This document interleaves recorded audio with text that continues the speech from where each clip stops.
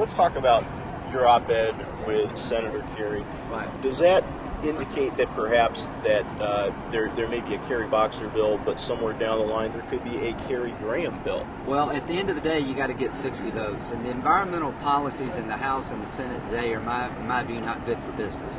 We need to make them better for business. Environmental policies need to be good for business, and I'm trying to marry up a couple of concepts.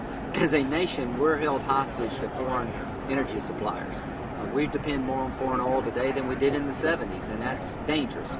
So I'm trying to marry up energy independence with emission controls. I think that's the way forward. You'll get some votes if you could offshore drill for oil and gas in a responsible way, a nuclear title that's robust and create our nuclear power renaissance, which helps you with the carbon problem, and use clean coal because we have a lot of it, but clean it up. Marry that up with a reasonable climate change emission standard, then I think you could get to 60 votes. We will build on what other people have done. This is not starting from scratch. But right now, there's not 60 votes for energy independence. There are not 60 votes for emission controls. I think if you combine these two ideas, there would be. And this is a warning to America. If we do not embrace controlling carbon, the world's going to pass us by.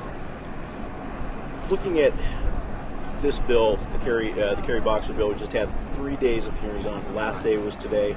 Do you see any action happening in 2009, or is it going to move to 2010? Well, I hope that we can do something sooner rather than later. We're probably not going to get a bill by Copenhagen, but I hope we can put together, recast this debate. Get the folks who are really excited about national security, energy independence, more excited about controlling carbon. Until you set a price for carbon, the clean energy sector in America is kind of stalled. The day that we set a price on carbon and have emission controls and unleash our entrepreneurs, not only will we have a cleaner environment, we'll have a better economy, and China's going to pass us by. So what I expect to happen is that we will be in dialogue pretty extensively with Republicans and Democrats who are now on the sidelines and get them into the debate. We don't have 60 votes. The way you get 60 votes is you recast this debate.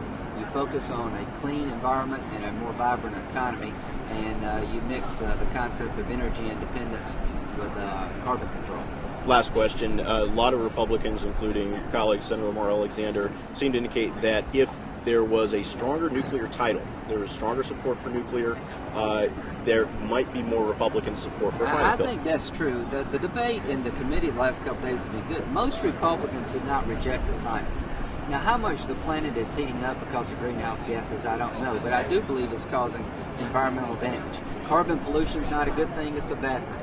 So the sooner we can embrace a carbon standard, the better. But you cannot replace coal-fired plants with wind and solar. You need a robust nuclear power program like the French have. And if we had a strong nuclear title and we allowed offshore exploration for oil and gas to make us more energy independent and utilize clean coal, I think there'd be a lot more Republican support for emission controls. And to an environmentalist who is worried, you don't have to believe that offshore oil and gas drilling will make us energy independent. You just have to accept that others believe that. And from a conservative's point of view, you don't have to believe that the planet is heating up because of greenhouse gases. You just have to believe that energy independence will never happen without carbon controls. All right. Senator, thanks a bunch.